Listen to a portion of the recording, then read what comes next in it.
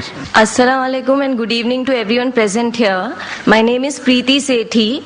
I would like to ask you, sir, as in your talk you have said that Osama bin Laden, we can't consider him as a terrorist as it is said in BBC and CNN channels, but at the same time we get the same information about the bomb blast and the count which we get about the bomb blast on the same channels. So whether it has to be believed or no.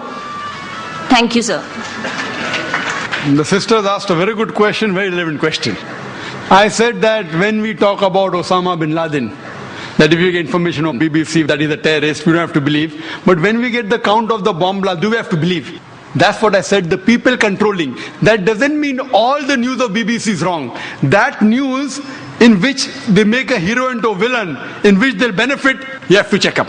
So here when we see that these normally bomb blast figures that you get, most of them that you find will be somewhat similar. If it's a government channel of the country in which the bomb blasts have taken place, the figure will be normally low. Why? Because the government wants to show that less people have been killed. Like the police commissioner wrote to me, 187 people killed. Newspaper writes 207. I don't know who's right. I'm not saying that Commissioner A. Roy is lying. I'm not saying that. Please don't get me wrong. So here we have to realize that when we get information, we have to see the proof. When we see the proof about Osama bin Laden, even on the channel, it is mentioned prime suspect, sister. Prime suspect. Prime suspect. Do you know, if you go to the website of the US Department of Justice, Info Police, they give the list of the terrorist organizations. Terrorist organizations. 43, 60% are Muslim. Can you guess which is the most popular terrorist organization? Can you guess Muslim terrorist organization? Can you guess? No, sorry.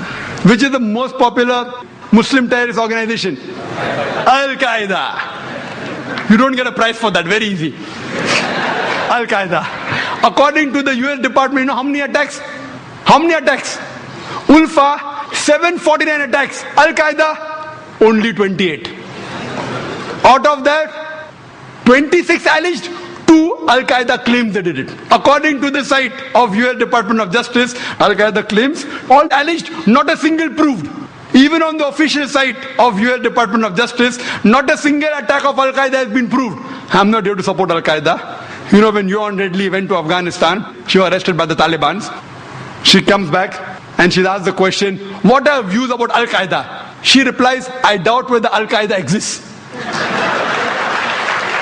So sister, what I'm trying to tell you, that when we get the information, if you are a man of the media or a person of the media, you can realize and you know that this information mostly will be correct, this has to be checked up. So what we have to realize that it is suspect, prime suspect, prime suspect. Even on CNN and BBC, even though they say it's a prime suspect, they're treating him as though he's a culprit. Can you go and kill thousands of Afghans only because of a prime suspect? Not even proved. So, but natural sister, when we hear the news, we have to realize that who controls the news, what is the agenda behind, and then we have to be careful what news you take and what you quote. Hope that answers the question.